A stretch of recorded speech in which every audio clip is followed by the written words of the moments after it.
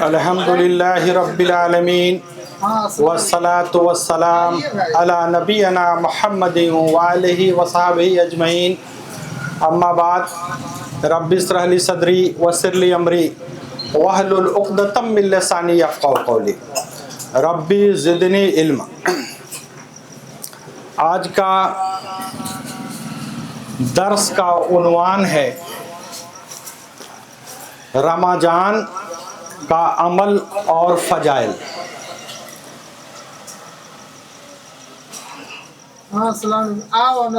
انشاءاللہ آج اس درس میں ہم لوگ جانیں گے کہ رمضان کیا ہے اور اس میں کون کون سے عمل کیے جاتے ہیں اور اس کا فضائل کیا ہے۔ تو سب سے پہلے ہم لوگ یہ جانیں کہ رمضان جو ورڈ ہے، لفظ ہے، یہ عربی لفظ ہے۔ رمضان عربی لفظ ہے اور اس کا لغوی معنی یعنی ڈکشنری میں رمضان کا لغوی معنی ہے، وہ اس کا ہوتا ہے شدید گرمی یا دھوپ کے شدت سے تپ جانے والی زمین یا گرمی کے شدت سے کسی کا جلنا، یہ اس کا لغت میں نام ہے۔ اب اس مہینے کا نام رمضان کیوں پڑا؟ تو لغت کے ایکسپرٹ جو ڈکشنری کو لکھتے ہیں وہ وضاحت کرتے ہیں کہ جس زمانے کے اندر میں اس مہینے کا نام رکھا گیا، اتفاقاً اس زمانے میں شدید گرمی کا موسم تھا، اس وجہ سے اس کا نام رمضان رکھا گیا۔ تو رمضان کا مطلب کیا ہے آپ نے سمجھ لیا۔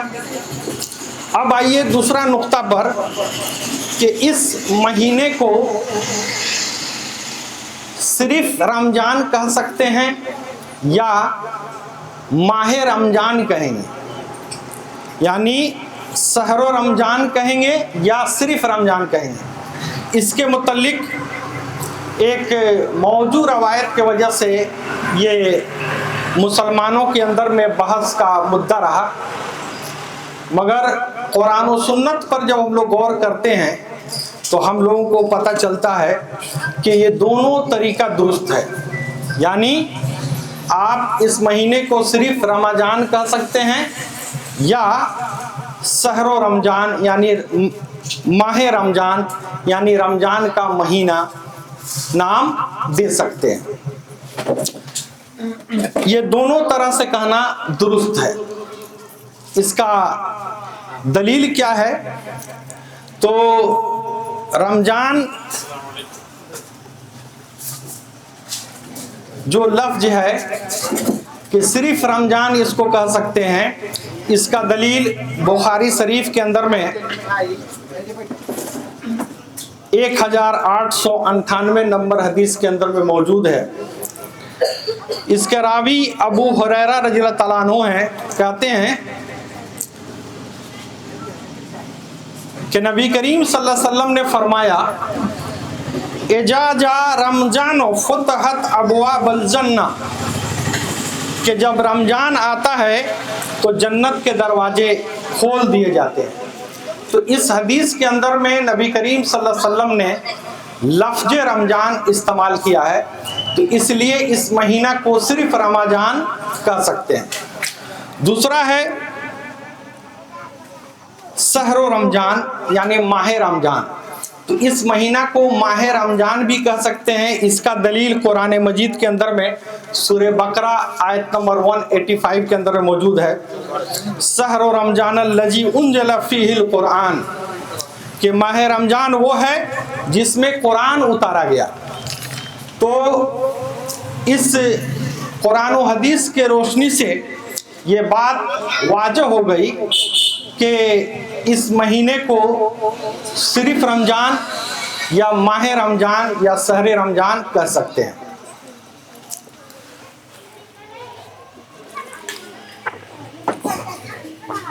دوسرا نقطہ، اس کا اصطلاحی معنی کیا ہے. تو رمضان کا لغوی معنی ہم لوگوں نے سمجھا، رمضان کو کس طرح سے پکارنا ہے وہ سمجھا. اس کے بعد اس کا اصطلاحی معنی کیا ہے. تو ماہ رمضان اسلامی سال کا 9واں قمری مہینہ ہے جس میں پورا مہینہ روزہ رکھنا فرض ہے. تو یہ اس کا اصطلاحی معنی ہے اس مہینے کا. اب یہ مہینہ ہمارے قریب ہے، شعبان کا ابھی مہینہ چل رہا ہے. اس کے بعد چند دنوں میں رمضان کے مہینے میں ہم لوگ شامل ہونے والے ہیں. تو سب سے پہلے ہم لوگ کچھ نقطہ کو سمجھیں کہ ہم لوگوں کو آنے والے مہینے کے اندر میں اس کا استقبال کس طرح کریں، اس میں شامل ہونے کے لیے ہم کو شعبان میں کیا کیا اسٹیپ لینا چاہیے.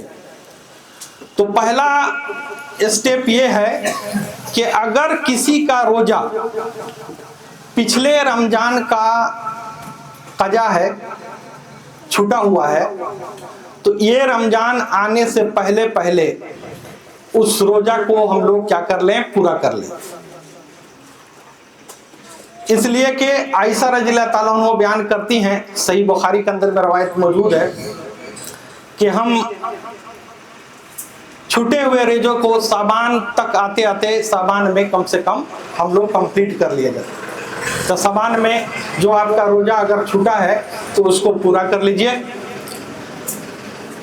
اگر کوئی آدمی شعبان میں نہیں پورا کر پاتا ہے اور دوسرا رمضان آ جاتا ہے تو اس کے لیے کیا ہے. تو اس میں علماء کے اندر میں اختلاف ہے. کچھ علماء یہ کہتے ہیں کہ اگر ایک آدمی کا روزہ باقی ہے اور دوسرا روزہ آ جائے تو اس کو روزہ بھی دینا ہے اور اس کا کفارہ بھی دینا ہے. اس کو بیان کرنے والے امام مالک، امام شافعی اور امام احمد بن حنبل رحمۃ اللہ علیہ. اور ان لوگوں کا دلیل ابو ہریرہ رضی اللہ تعالیٰ عنہ اور ابن عباس رضی اللہ عنہ کا قول ہے. ان لوگوں کا قول پر ان لوگوں نے اپنا فتویٰ دیا ہے. اور دوسرے طرف امام حنیفہ رحمۃ اللہ علیہ، امام نخعی اور امام بخاری رحمۃ اللہ علیہ کہتے ہیں کہ وہ صرف قضا کرے گا، اس کو کفارہ دینے کا ضرورت نہیں ہے. اور ان لوگوں کا دلیل قرآن کا وہ آیت ہے کہ اللہ سبحانہ و تعالیٰ سورہ بقرہ میں بیان فرماتا ہے کہ جو لوگ بیمار ہوں اور سفر میں ہوں تو وہ روزہ کو دوسرے دنوں میں اس کی گنتی کو کیا کر لے، پورا کر لے. اور اس کے اندر میں قرآن و سنت کے اندر میں کسی طرح کا کفارہ کا ذکر نہیں ہے. تو اس لیے یہ لوگ کہتے ہیں کہ قرآن کے نص پر عمل کیا جائے گا. تو یہ اس کا حقیقت ہے اور بہتر یہی ہے اور حق بات یہی ہے کہ قرآن کے نص اگر موجود ہو یا مرفوع روایت اگر موجود ہو رسول صلی اللہ علیہ وسلم سے تو کسی کے بھی قول کو ترجیح نہیں دیا جائے گا. یہ بیسک اصول ہے. تو اس نسبت سے اگر کوئی ایسا کسی وجہ سے ہوتا ہے تو وہ کفارہ نہیں دے گا، وہ صرف اس روزہ کو رکھے گا. تو ایک تو نسبت ہوا، مگر بہتر ہے کہ آدمی کوشش کرے کہ ہم لوگ رمضان نیکسٹ آنے سے پہلے ابھی وقت ہے اگر ہمارے پاس کوئی روزہ قضا ہے، چاہے عورتوں کے پاس یا مرد کے پاس، تو اس کو پورا کر لیں۔ دوسرا چیز یہ ہے کہ ہم لوگ کثرت سے ان دنوں میں توبہ استغفار کریں۔ جو بھی کبیرہ گناہ ہے، کبیرہ گناہ کے حوالے سے ہم لوگوں نے ایک درس میں وضاحت کے ساتھ بیان کیا تھا، تو کبیرہ گناہ توبہ استغفار سے ختم ہوتا ہے، تو ہم لوگ اپنے کبیرہ گناہ کے لیے توبہ استغفار کثرت سے کریں رمضان آنے سے پہلے سے۔ تیسرا کام کیا کرنا ہے کہ آدمی زیادہ سے زیادہ دعا کرے اللہ سبحانہ و تعالیٰ سے، ہم ہمیشہ ہر وقت، کہ اللہ سبحانہ و تعالیٰ ہم لوگوں کو صحیح سلامت اس رمضان کے برکت مہینے تک پہنچا دے، اور یہ رمضان کا مہینہ ہمارے لیے آسان کر دے اور اس کی ساری عبادتوں کو ہمارے لیے قبول فرما۔ اس کو کثرت سے ہم لوگ دعا کریں۔ تیسرا آئٹم۔ چوتھی بات آپ کو کرنا ہے کہ آپ آج ہی سے پلان کریں کہ یہ جو برکت والا مہینہ ہمارے پاس آ رہا ہے، اس کو ہم لوگ عبادت کے لیے خاص کریں، اور عبادت کرنے کے لیے کون کون سی کام ہم کو کرنا ہے اس کو بھی آپ ایک لسٹ بنائیں۔ اس لیے کہ ہم لوگ کوئی بھی پلان کرتے ہیں، کوئی بھی کام کرتے تھے، ہمارا طریقہ کیا ہوتا ہے کہ ہم لوگ پہلے سے ہی پلان بناتے ہیں۔ ہم کو گھر بنانا ہے تو پورا ہم لوگ نقشہ بناتے ہیں، لے آؤٹ کرتے ہیں، سب چیز تیاری کرتے ہیں اور اس کے بعد بناتے ہیں۔ تو ہم لوگ اس رمضان میں، ہمارا رمضان سامنے ہے اور یہ آ رہا ہے رمضان، تو اس کے اندر میں ہم کو عبادت کرنے کا یہ مہینہ ہے، اور اس کا فضیلت ہم لوگ بھی پڑھیں گے تو اور وضاحت ہوگا۔ تو اس کا تیاری ہم لوگ کر لیں اور اس کا پلاننگ کریں۔ اس کے بعد جو رمضان کے دنوں میں استعمال ہونے والے سامان وغیرہ ہے، ابھی پرچیز کر لیں، اس لیے کہ رمضان کا وقت کو برباد نہ کریں۔ ابھی وقت ہے آپ کے پاس، تو ہر چیز کیلکولیٹ کر کے آپ پرچیز کر لیں۔ اللہ تعالیٰ آپ کو طاقت دیے ہیں، اور جس کے پاس طاقت نہیں ہے تو اپنا اس کے حساب سے کرے گا۔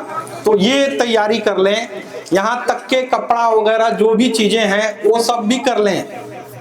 اور یہ مہینہ عبادت کا مہینہ بنانا ہے ہم کو، کھانے پینے کا مہینہ نہیں۔ تو کھانے پینے کا بھی ڈش اور عورتوں پر پریشر یہ سب بھی نہ کریں، منیمائز کریں۔ اس لیے کہ حدیث شریف کا آتا ہے کہ نبی کریم صلی اللہ علیہ وسلم نے روزہ افطار کے لیے بہترین جو غذا بیان کیا ہے حدیث کے اندر میں، وہ ہے کھجور، پانی، یہ بہترین غذا ہے۔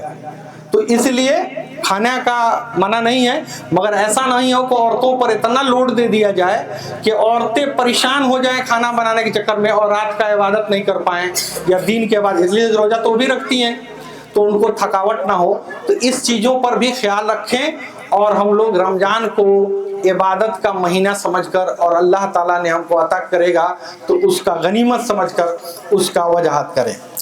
اور اس میں سب سے جو اہم کام وہ ہے قرآن۔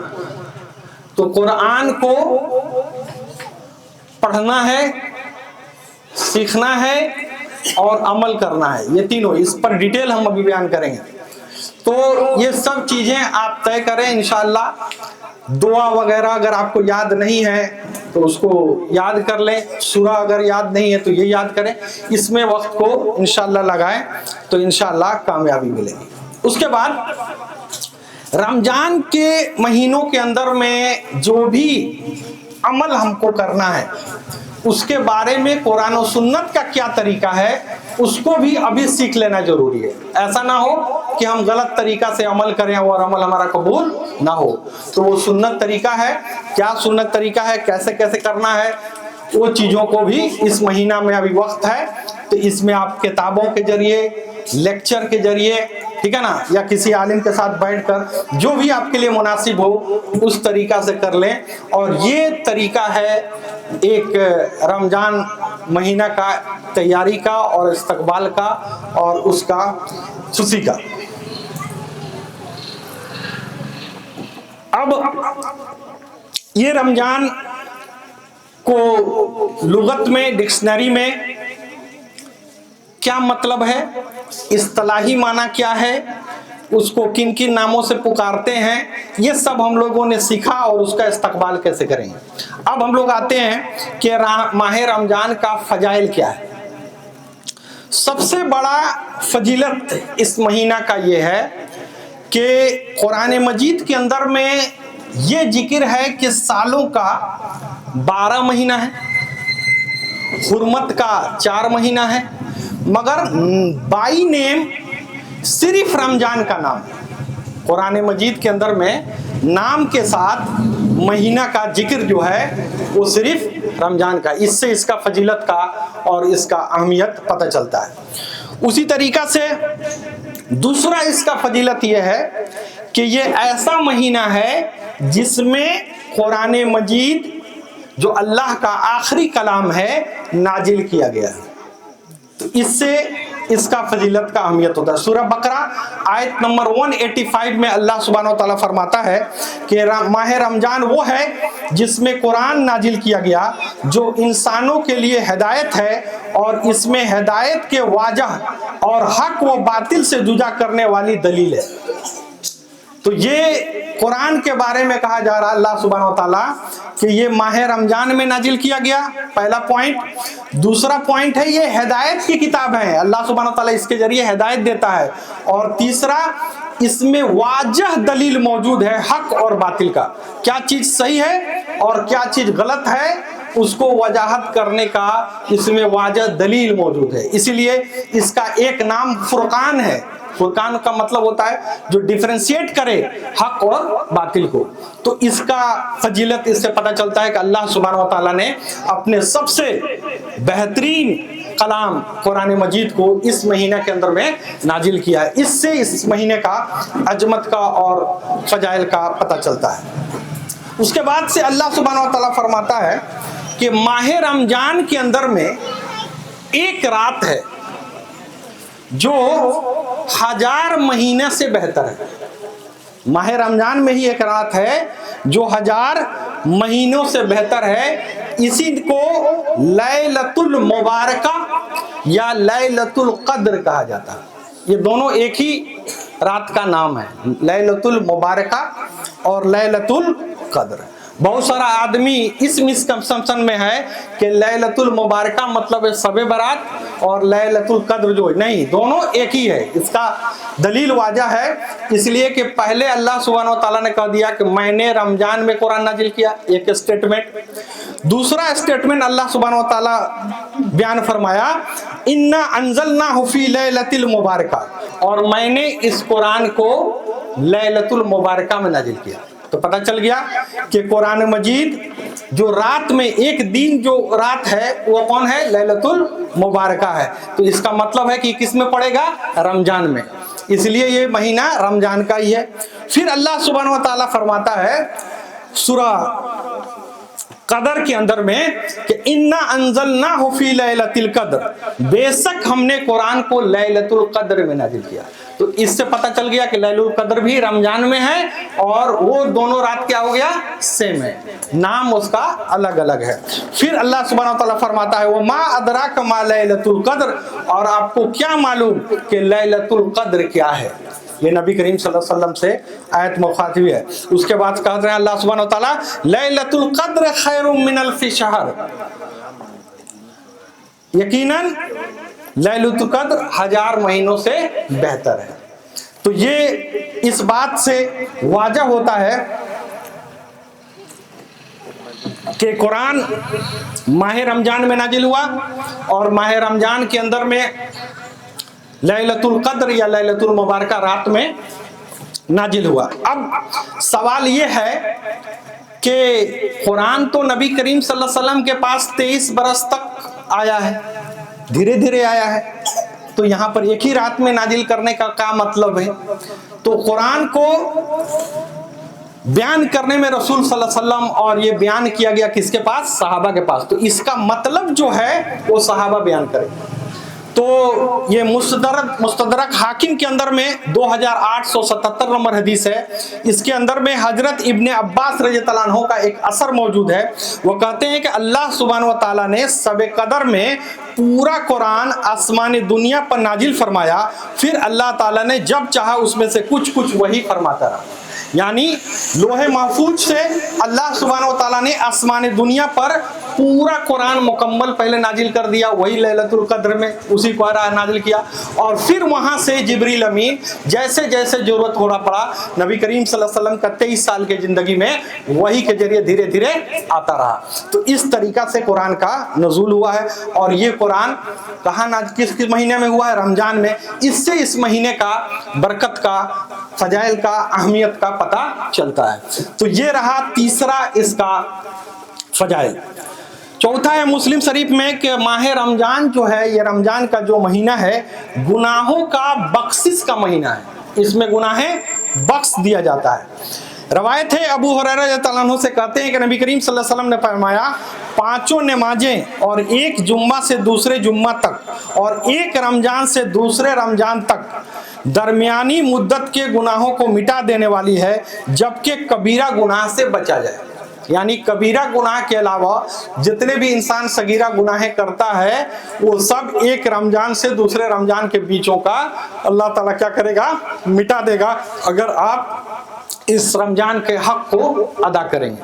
تو اس سے اس رمضان کا فضیلت کا پتہ چلتا ہے. اس لیے آدمی کو چاہیے کہ کبیرہ گناہ کے لیے توبہ استغفار کرتے رہیں. اور اس کے بعد بخاری شریف کے اندر میں ایک روایت ہے 2014 میں کہ، اور ابن ماجہ کے اندر میں 1641 نمبر حدیث ہے کہ ابو ہریرہ رضی اللہ عنہ روایت کرتے ہیں کہ رسول صلی اللہ علیہ وسلم نے فرمایا جس نے ایمان اور ثواب کے نیت سے ماہ رمضان کے روزے رکھے اس کے اگلے گناہ بخش دیے جائیں. دیکھیے اس میں پہلا شرط ہے ایمان، یعنی آدمی کو شرک سے پاک رہنا ہے. یہ غلط فہمی کے شکار میں نہیں رہے کہ آدمی شرک بھی کر رہا ہے اور وہ کامیاب بھی ہے. نہیں، شرک سب سے بڑا گناہ ہے. تو اس سے آپ کو بچنا ہے اور ایمان کے حالت میں رہنا ہے. اس لیے کہ شرک کریں گے تو ایمان سے خارج ہو جائیں گے، یہ بیریئر ہے. تو اس لیے آپ ایمان کے حالت میں رہنا ہے اور ثواب کا نیت ہونا چاہیے، یعنی اللہ کو راضی کرنے کا نیت ہے. ثواب کا نیت کا مطلب کیا ہے؟ کہ اللہ سے کو راضی کرنا ہے، دنیا کو دکھانے کے لیے نہیں. اللہ کو راضی کرنے کا اگر نیت ہے تو اللہ سبحانہ و تعالیٰ آپ کے اگلے گناہوں کو کیا کرے گا؟ بخش دے گا. تو یہ بخشش کا مہینہ ہے. تو یہ بخشش اس میں کروانا ضروری ہے. اسی لیے نبی کریم صلی اللہ علیہ وسلم نے ایک حدیث کے اندر میں وضاحت کے ساتھ بیان کیا کہ وہ لوگ جو لوگ بدترین ہیں کہ جو لوگوں کو رمضان مہینہ آئے اور اپنا بخشش نہ کروائے. ٹھیک ہے نا؟ تو اس لیے آدمی کو رمضان کا فائدہ اٹھا کر اپنا بخشش کرانا چاہیے. پھر اس کے بعد چوتھا فضائل اس کا ہے کہ رمضان جو ہے رحمت کا مہینہ ہے. رمضان کیا ہے؟ رحمت کا مہینہ ہے. مسلم شریف کے اندر میں حدیث ہے 2496 نمبر حدیث ہے. اس کا بھی راوی ابو ہریرہ رضی اللہ عنہ کہتے ہیں کہ رمضان آتا ہے تو رحمت کے دروازے کھول دیے جاتے ہیں. یہ جب رمضان آئے گا تو رحمت کا دروازہ کیا کر دیا جائے گا؟ کھول دیا جائے گا. جہنم کے دروازے بند کر دیے جاتے ہیں اور شیاطین کو جکڑ دیا جاتا ہے. جو شیطان ہیں، سرکش شیطان جو انسانوں کو ڈیویٹ کرتے ہیں، ان کو کیا کر دیا جاتا ہے؟ جکڑ دیا جاتا ہے، قید کر دیا جاتا ہے اور رحمت کے دروازہ کھول دیا جاتا ہے. اس لیے ہم لوگ کو زیادہ سے زیادہ نیکی کرنا چاہیے اور اللہ کے رحمت سے امید رکھنا چاہیے. اس کے بعد ہے کہ رمضان دعا کی قبولیت کا مہینہ بھی ہے. یہ رمضان جو ہے دعا کا قبولیت کا بھی مہینہ ہے. الترغیب و تحریب کے اندر میں حدیث نمبر 565 میں یہ موجود ہے. اس کا راوی ابو سعید خدری رضی اللہ عنہ کہتے ہیں کہ رسول صلی اللہ علیہ وسلم نے ارشاد فرمایا بے شک رمضان کے ہر دن اور اس کے ہر رات میں اللہ تعالیٰ جہنم سے لوگوں کی گردنوں کو آزاد فرماتا ہے، اور بے شک رمضان کے ہر دن اور رات میں ہر مسلمان کے لیے ایک مقبول دعا ہوتی ہے، یعنی ایک دعا آپ کا قبول ہوگا ہر رات اور ہر دن میں. اس لیے رمضان میں یہ دعا کا مہینہ کہا گیا ہے. اس کو کثرت سے اس میں دعا کیجیے، رات میں بھی اور دن میں بھی، کہ اللہ سبحانہ و تعالیٰ آپ کا دعا کو قبول کرے. اس کے بعد ہے چھٹا نقطہ کہ ماہ رمضان میں نیک عمل کا ثواب بڑھ جاتا ہے. جو ماہ رمضان میں آپ نیک عمل جو کریں گے اس میں ثواب کا لیول کیا ہوتا ہے، انکریز کر جاتا ہے. اور اس کا دلیل سورہ نسائی کے اندر میں 2112 کے اندر موجود ہے. اس کے راوی حضرت ابن عباس رضی اللہ عنہ ہیں، کہتے ہیں کہ رسول صلی اللہ علیہ وسلم نے انصار کے ایک عورت کو فرمایا کہ جب رمضان شروع ہو جائے تو اس میں عمرہ کر لینا، کیونکہ رمضان مبارک میں عمرہ حج کے برابر ہوتا ہے. یعنی عمرہ کا ثواب کس کے برابر ہو جاتا ہے، حج کے برابر رمضان میں. اس لیے اگر اللہ سبحانہ و تعالیٰ نے آپ کو دولت سے نوازا ہے تو آپ کو اس آفر کو بھی چھوڑنا نہیں چاہیے. جس طریقہ سے ہم لوگ مال کے اندر میں اور دنیا کے اندر میں آفر دیکھتے ہیں نا، تو آفر میں جاتے ہیں اور اس کو لے لیتے ہیں. تو یہ اللہ کا بہت بڑا آفر ہے. تو اگر آپ کے پاس پیسہ ہے تو رمضان کے اندر میں عمرہ کا پلان کرنا چاہیے اور عمرہ کرنا چاہیے. اسی طریقہ سے رمضان جو ہے وہ نیکی کا مہینہ ہے. رمضان کیا ہے، نیکی کا مہینہ ہے. ایک تابعی ہیں، وہ روایت کرتے ہیں رسول صلی اللہ علیہ وسلم کے صحابی سے کہ آپ صلی اللہ علیہ وسلم نے فرمایا کہ رمضان میں آسمان کے دروازے کھول دیے جاتے ہیں، جہنم کے دروازے بند کر دیے جاتے ہیں، اور ہر سرکس شیطان کو بیڑیوں میں جکڑ دیا جاتا ہے، اور ہر رات ایک اعلان کرنے والا اعلان کرتا ہے اے نیکی کے طلبگار آگے آ، اور اے برائی کے طلبگار برائی سے رک جا. تو فرشتے اعلان کرتے ہیں کہ آؤ نیکی کی طرف، آفر چل رہا ہے، آپ زیادہ سے زیادہ نیکی کی طرف آگے بڑھیے اور برائی سے کمپلیٹلی رک جائیے. ٹھیک ہے جی. اس کے بعد ہے کہ رمضان جو ہے یہ برکت کا مہینہ ہے. رمضان کا 8واں فضائل ہے کہ رمضان کیا ہے، برکت کا مہینہ ہے. الترغیب و تحریب اور سورہ نسائی کے اندر میں یہ روایت موجود ہے. اس کا راوی ابو ہریرہ رضی اللہ عنہ ہے، کہتے ہیں کہ رسول صلی اللہ علیہ وسلم نے ارشاد فرمایا کہ تمہارے پاس رمضان کا انتہائی بابرکت مہینہ آیا ہے. رمضان کے روزوں کو اللہ نے تم پر فرض قرار دیا ہے. اس برکت مہینے میں جنت کے دروازے کھول دیے جاتے ہیں اور جہنم کے دروازے بند کر دیے جاتے ہیں اور شیاطین کو قید کر دیا جاتا ہے. اس میں اللہ کی ایسی رات ہے جو 1000 مہینوں کے عبادت سے بہتر ہے. تو جو شخص اس رات کی خیر و برکت سے محروم رہا وہ ہر قسم کے خیر و برکت سے محروم ہو گیا. تو یہ برکت کا مہینہ ہے. تو اس مہینہ کا ہم لوگ ایسے ہی جانے نہ دیں. ہم لوگ تو جو مہینہ ثابت نہیں ہے اس میں رات بھر جگ جاتے ہیں. جیسے شب برات ابھی گزرا ہے، قرآن و سنت میں اس کا کوئی وجود نہیں، مگر ہم لوگ رات بھر مسجدوں میں اور قبرستان میں گزار لیتے ہیں. مگر شب قدر جس کا کنفرمیشن اس پر سورہ اترا ہوا ہے اور اس میں کہیں بھی شک صبح کی گنجائش نہیں، قرآن و حدیث اس کے فضائل سے بھرے پڑے ہیں جس میں قرآن نازل ہوا ہے، اس کا اہتمام ہم لوگ نہیں کرتے ہیں. بہت افسوس کی بات ہے، اور اس کا اہتمام دکھائی بھی نہیں دیتا. اس لیے انشاءاللہ ہم لوگ نیت کریں کہ انشاءاللہ اس رمضان میں ہم لوگ پورے رمضان کو عبادت میں گزاریں گے، اور خاص کر شب قدر کا جو مہینہ ہوگا، یہ دن رات ہوگا، اس کے اندر میں زیادہ سے زیادہ ہم لوگ عبادت کریں گے. تو یہ رہا رمضان کیا ہے اور رمضان کے فضیلت کیا ہے. اب رمضان کے اندر میں کرنے والے اعمال کیا ہے؟ بہت سارے اعمال ہیں، ہم لوگ ایک ایک کر کے کریں گے. اس میں سب سے پہلا جو اس کا عمل ہے وہ ہے روزہ.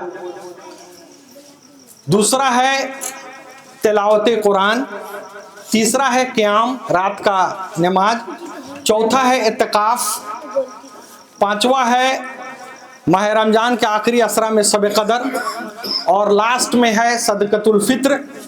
اور اس کے علاوہ بہت سارے آپ کا افعال اور خیر کی کام ہے. تو یہ 7 نقطہ ہے، اور اس महीना से इसका ताल्लुक नहीं है, मगर डायरेक्टली और इनडायरेक्टली इसका अटैचमेंट होता है ज़कात का, जो बहुत सारे लोग इसके बारे में सही तरीके से नहीं जानते हैं और बहुत सारा कोताहिया करते हैं। तो ज़कात को भी इसमें हम लोग शामिल करेंगे कि जो लोग ज़कात इस महीने के अंदर में निकालता है, या जिनका नसाब और जिनका मुद्दत इस महीना में आ जाता है, तो वो तो इसी महीने में करेगा। तो इसका भी वजाहत करेंगे। ये 8 नुक्ता हम लोग डिस्कस करेंगे इंशाअल्लाह। तो आज हम लोग सबसे पहला जो नुक्ता इसमें डिस्कस करने चल रहे हैं वो है तिलावत कुरान पाक। कुरान का तिलावत के मुतल्लिक हम लोग गुफ्तगू करेंगे, फिर रोजा का गुफ्तगू करेंगे, फिर एक एक करके करेंगे। तो देखिए, तिलावत कुरान, कुरान का तिलावत, ये रमजान का एक बेहतरीन इबादत है।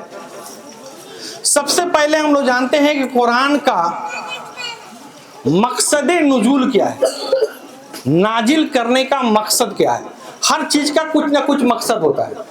इंसान को अल्लाह सुब्हानहू व तआला ने पैदा किया तो उसका मकसद बयान किया है। वमा खलक़तुल जिन्ना व इंसा इल्ला लियअबुदून, मैंने इंसान जिन को अपनी इबादत के लिए पैदा किया। इबादत मतलब हमारे कमांडमेंट मानने के लिए, फॉलो करने के लिए, हमारे अहकाम को मानने के लिए, हम हमारे हिसाब से चलने के लिए अल्लाह सुब्हानहू व तआला ने फरमाया है। इसलिए कामयाब वही इंसान है जो अल्लाह के कमांडमेंट के हिसाब से फॉलो करता है और चलता है। तो उसी तरीका से कुरान मजीद को नाजिल करने का मकसद क्या है, पहले मकसद हम लोग समझेंगे। तो इसका 2 मकसद कुरान में ही बयान किया गया है। पहला मकसद सूरह बकरा आयत नंबर 2 में अल्लाह सुब्हानहू व तआला बयान कर रहा है।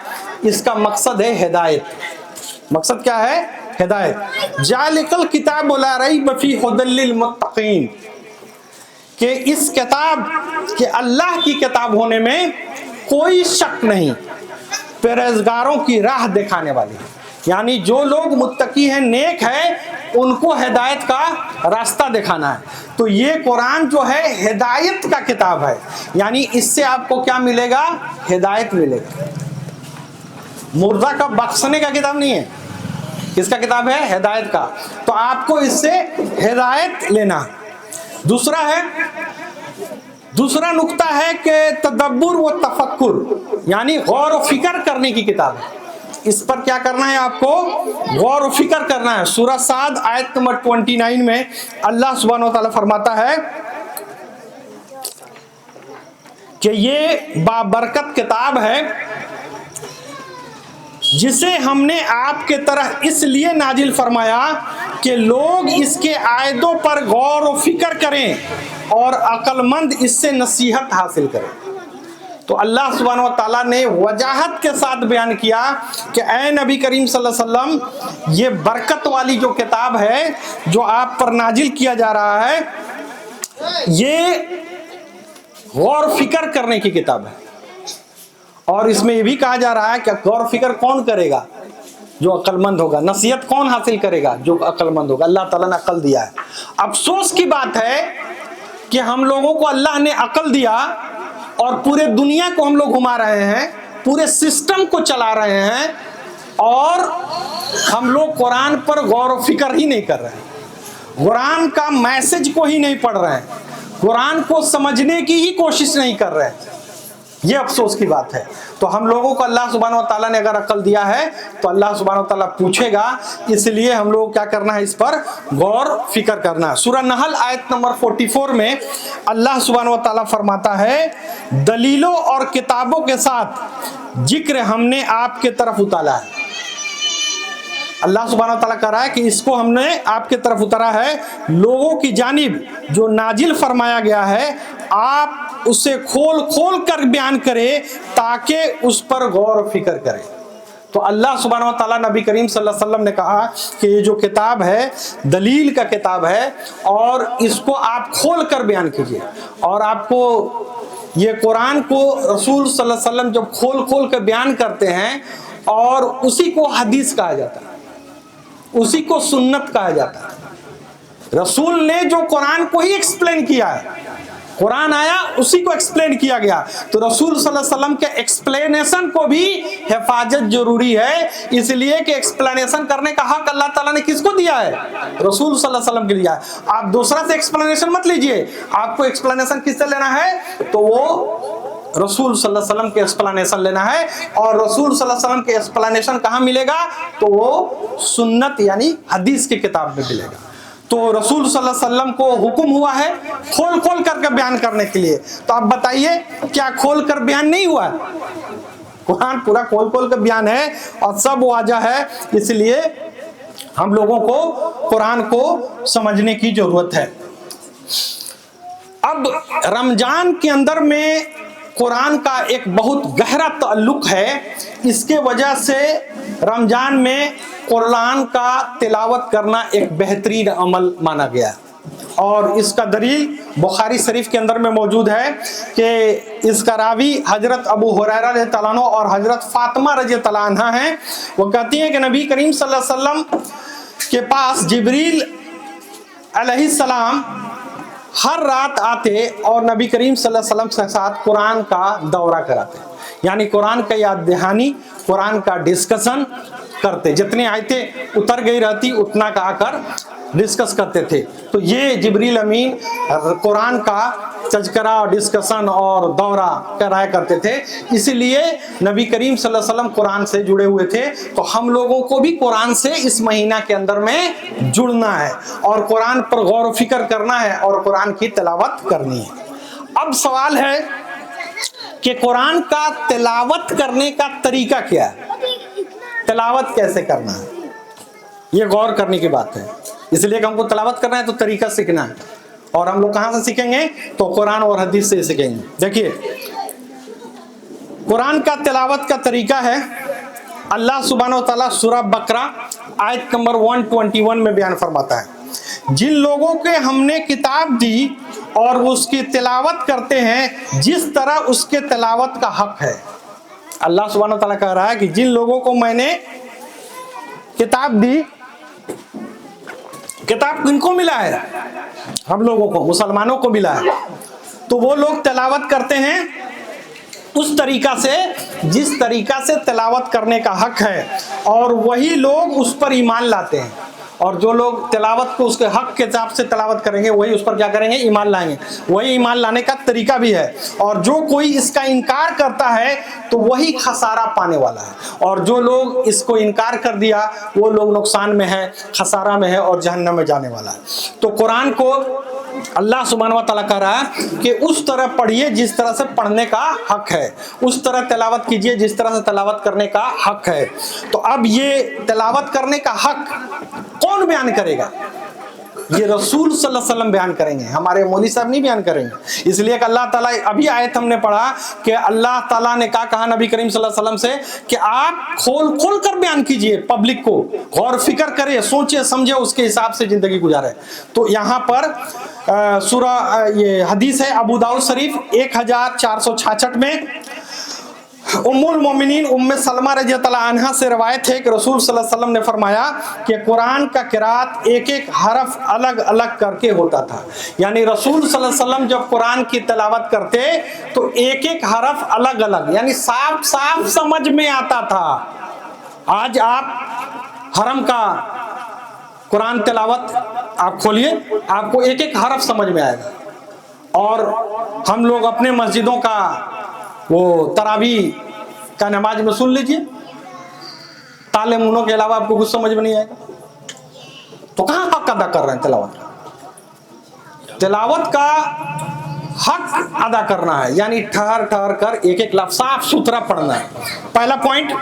دوسرا پوائنٹ میں ابو داؤد شریف کے اندر میں یہ حدیث سے بھی اور حضرت برا بن عازب بیان کرتے ہیں کہ رسول صلی اللہ علیہ وسلم نے فرمایا اپنی آوازوں کو قرآن کے ساتھ زینت دو, یعنی خوبصورتی کے ساتھ پڑھنا ہے. زینت, خوبصورتی, جتنا بہترین تم اپنے آواز کو قرآن کے ساتھ دے سکتے ہو اس طریقہ سے اس کو پڑھو.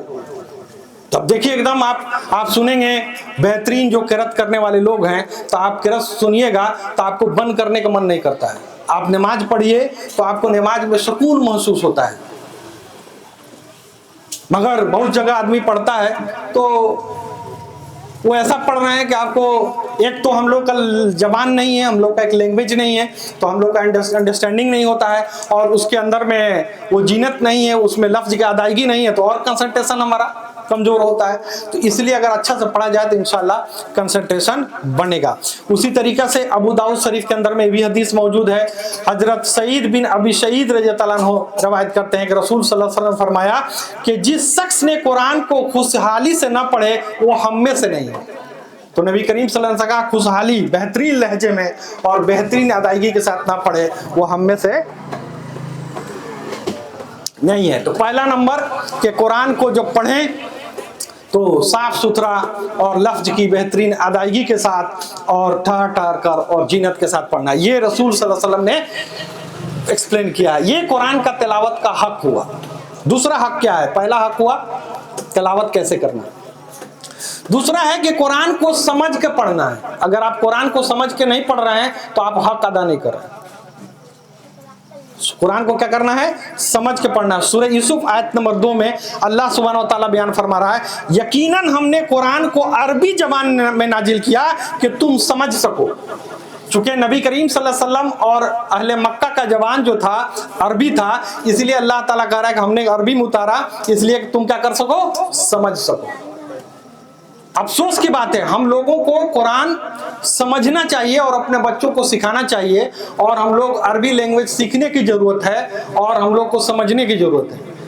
اگر عربی لینگویج نہیں سمجھتے ہیں تو جس زبان میں آپ مہارت رکھتے ہیں اس زبان میں الحمدللہ قرآن موجود ہے، اس زبان میں قرآن کی میننگ کو پڑھنا چاہیے اور سمجھنے کی کوشش کرنا چاہیے. تو سمجھ کے پڑھنا.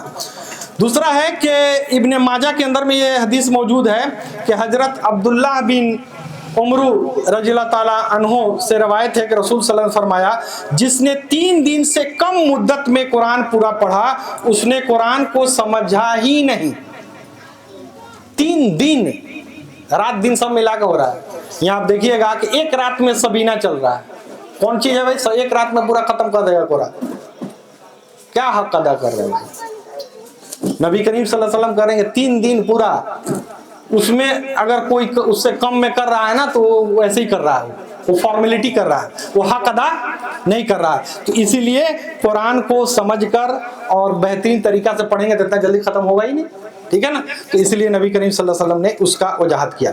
اس کے بعد ہے کہ یہ پہلا اسٹیپ قرآن کو پڑھنا کیسے ہے، دوسرا اسٹیپ قرآن کو سمجھ کر پڑھنا ہے، اور تیسرا اسٹیپ ہے کہ اس کا اتباع کرنا ہے، اس پر عمل کرنا ہے.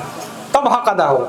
پڑھ لیے سمجھ لیا عمل نہیں تو ابھی حق ادا نہیں ہوگا. سورہ انعام آیت نمبر 155 میں اللہ سبحانہ فرماتا ہے کہ یہ کتاب ہے جس کو ہم نے بھیجا بڑی خیر و برکت والی، سو اس کے اتباع کرو اور ڈرتا رہو کہ تم پر رحم مت ہو.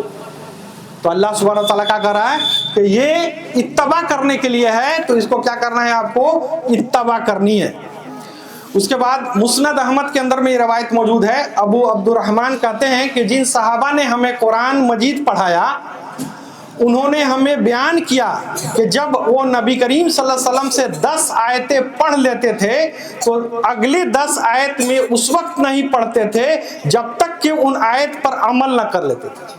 تو یہ صحابہ کا طرز عمل ہے، اور ہم کو کس کے طرز عمل کے حساب سے چلنا ہے؟ صحابہ. اس لیے کہ نبی کے انڈر میں یہ لوگ ٹریننگ لیا ہے. اللہ تعالیٰ نے نبی کو ٹریننگ دیا اور انہوں نے صحابہ کو. تو ان لوگوں کا طرز عمل تھا کہ 10 آیت سیکھتے تھے پھر اس پر عمل کرتے تھے، اور انہوں نے کہا کہ ہم علم اور عمل دونوں چیز کو تعلیم ایک ساتھ حاصل کرتے تھے. سمجھ لیا؟ عمل بھی کرنا ہے، یہ نہیں کہ ہم کو سمجھ نہیں رہے اور عمل نہیں کر رہے ہیں. کلیئر ہے جی؟ تو اگر ہم لوگ قرآن مجید کو جس طریقہ سے تلاوت کرنا ہے بہترین سے ٹھہر ٹھہر کر بہترین لہجے میں، اور پھر اس کو سمجھ لیتے ہیں اور پھر اس پر عمل کرتے ہیں، تو ہم نے قرآن کے تلاوت کا حق ادا کیا. اور جب آپ حق ادا کریں گے تبھی آپ کا اس کا بینیفٹ ملنے والا ہے اور اس کا ثواب ملنے والا ہے، اس کا فائدہ حاصل ہونے والا ہے. اب آتے ہیں ہم لوگ، اگر ایسا ہم لوگ کرتے ہیں تو ہم لوگوں کو کیا کیا فائدہ ہے. تو فائدہ کے متعلق ہے پہلا حدیث तिरमिजी शरीफ के अंदर में 2910 नंबर हदीस है। अब्दुल्लाह बिन मसूद रज़ियल्लाहु अन्हु से रवायत है कि रसूल सल्लल्लाहु अलैहि वसल्लम ने फरमाया कि जो शख्स एक हर्फ किताबुल्लाह का पढ़े उसके लिए हर्फ के औज 1 नेकी और 1 नेकी का अजर 10 नेकियों के बराबर मिलता है। और मैं ये नहीं कहता कि अलिफ लाम मीम एक हरफ है, बल्कि अलिफ एक हरफ है, लाम एक हरफ है और मीम एक हरफ है। तो नबी करीम सल्लल्लाहु अलैहि वसल्लम ने वजाहत किया कि जब आप कुरान को हक के साथ पढ़ेंगे तो आपका सवाब कितना मिलेगा। तो अब एक एक हरफ को जोड़िए और उस पर 10 नेकी, तो आपको देखिए कितना नेकियां मिलने वाला है। अगर ऐसा आप करेंगे तो ये कुरान जो है आपके लिए सिफारिश करेगा, सफात इससे मिलना है आपके लिए। अगर कुरान को इस तरीका से पढ़ेंगे तो क़यामत के दिन ये कुरान आपकी सिफारिश करेगा। हदीस है सैयदना अब्दुल्लाह बिन उमर बिन आस रज़ियल्लाहु अन्हु से कि रसूल सल्लल्लाहु अलैहि वसल्लम फरमाया, रोजा और कुरान क़यामत के दिन बंदे के हक में सिफारिश करेंगे। देखिए रोजा से और कुरान से कितना ताल्लुक है कि रसूल सल्लल्लाहु अलैहि वसल्लम ने एक साथ बयान कर रहे हैं कि रोजा है और कुरान है, ये दोनों अल्लाह के यहाँ सिफारिश करेंगे और कहेंगे मेरे रब, मैंने इस बंदे को दिन के औकात में खाने पीने और सहवत से रोके रखा, लिहाजा तुम अब इसके हक में मेरी सिफारिश कबूल फरमा। और कुरान कहेगा मैंने रात के वक्त इसको सोने से रोके रखा, लिहाजा अब इसके हक में मेरी सिफारिश कबूल फरमा। नतीजा दोनों की सिफारिश कबूल की जाएगी। तो अगर आप इस तरीका से कुरान को पढ़ेंगे तो इंशाअल्लाह इसका आपको बेनिफिट मिलेगा। उसके बाद दूसरी हदीस है सैयदना बरीदा से रवायत है कि रसूल सल्लल्लाहु अलैहि वसल्लम ने इरशाद फरमाया कि जिसने कुरान पढ़ा, सीखा और उस पर अमल भी किया, तीनों पढ़ा, सीखा और उस पर अमल भी किया, तो उसके वालिदैन को क़यामत के दिन नूर का एक ऐसा ताज पहनाया जाएगा जिसके रोशनी सूरज के चमक दमक के मानिंद होगा, और उसके वालिदैन को जन्नत का ऐसा लिबास पहनाया जाएगा कि तमाम दुनिया में उसका मुकाबला नहीं हो सकेगा, यानी तमाम दुनिया के मटेरियल से बेहतरीन होगा। तो ये कब मिलेगा बेनिफिट इसका कि जब आप कुरान पढ़ा, सीखा और अमल किया। जो तीनों वजाहत के साथ मैंने कुरान और हदीस की रोशनी बताया कि कुरान पढ़ने का हक अदा कैसे होगा, ठीक है ना। फिर वो लोग कहेंगे जब उनको ऐसा उनके माँ बाप को किया जाएगा तो कहा जाएगा तो लिबास किस वजह से पहनाया गया, तो उससे कहा जाएगा कि तुम्हारे वालिद ने, तुम्हारे औलाद ने कुरान को थामा, यानी पढ़ा, सीखा और अमल किया, इसके वजह से माँ बाप को ये इज्जत बख्शा जा रहा है। तो हम अपने माँ बाप को अगर नेकी और बेनिफिट पहुंचाना चाहते हैं तो कुरान से जुड़ें और कुरान को पढ़ें, समझें और उस पर अमल करें, तो इंशाअल्लाह इसका बेनिफिट ऑटोमेटिक मेरे माँ बाप के पास पहुंचेगा और इसका अजर भी पहुंचेगा। इसीलिए नबी करीम सल्लल्लाहु अलैहि वसल्लम ने बुखारी शरीफ के अंदर में एक रवायत है, बयान फरमाया कि उस्मान बिन अफ़्फ़ान रज़ियल्लाहु अन्हु इसके रावी हैं, कहते हैं कि तुम में से सबसे बेहतर वो शख्स है जो कुरान सीखे और दूसरों को सिखाए। तो ये कुरान का निस्बत है। उसके बाद जब हम इस दुनिया से जाते हैं तो हमारा जो पहला मरहला है वो क्या है, कब्र है। तो कब्र के अंदर में हम जब जाते हैं तो हमसे सवाल होता है। तो पहला सवाल तुम्हारा रब कौन है, दूसरा सवाल तुम्हारा दीन क्या है, और तीसरा सवाल होता है कि तुम्हारे तरफ जो भेजे गए थे उसके बारे में क्या जानते हो, यानी तुम्हारा नबी कौन है। तो हम लोग मेरा दीन, मेरा रब और मेरा नबी, ये सब सवाल जब बता देते हैं तो जो आदमी ये तीनों सवालों का जवाब दे देता है तो फरिश्ते उनसे पूछते हैं कि तुमने इस सवाल का जवाब कैसे दे दिया। तो वो बंदा कहता है कि मैंने अल्लाह की किताब पढ़ा, उस पर ईमान लाया, उसको तस्दीक किया, इसलिए मैंने یہ سوال کا جواب دیا. یعنی قبر میں سوال کا جواب آپ تبھی دے پائیں گے اس حدیث کے روشنی میں جب آپ قرآن کو پڑھیں گے, سمجھیں گے, اس پر عمل کریں گے, تو انشاءاللہ قبر کا سوال کا جواب دیں گے. یہ مرحلہ بھی پاس, اور قیامت کے دن وہ آپ کے لیے سفارش کرے گا, تو انشاءاللہ آپ کامیاب ہوں گے. تو آج کے درس میں الحمدللہ ہم لوگوں نے جانا کہ رمضان مہینہ کا میننگ کیا ہے, رمضان مہینہ کیوں اس کا نام رکھا گیا, قرآن میں رمضان اور شہر رمضان کا جو ذکر ہے قرآن و حدیث میں, اس کا کیا مطلب ہے, رمضان کا فضائل کیا ہے, یہ ہم نے دیکھا. اور رمضان میں کون کون سے عمل کرنے والے ہیں, جس میں ایک عمل جو سب سے اہم تھا وہ قرآن کے حوالے سے کہ قرآن کا تلاوت رمضان میں ہم لوگ مضبوطی سے پکڑے الحمدللہ, اور اس کو پڑھیں اور سیکھیں اور اس پر عمل کریں اور دوسروں کو سکھانے کی کوشش کریں. انہی چند باتوں کے ساتھ آج کا درس کو ہم ختم کرتے ہیں. آئندہ درس میں اور اعمال پر انشاءاللہ گفتگو کی جائے گی. وآخر دعوانا ان الحمدللہ رب العالمین. سبحانک اللہم و بحمدک لا الہ الا انت استغفرک و اتوب الیک.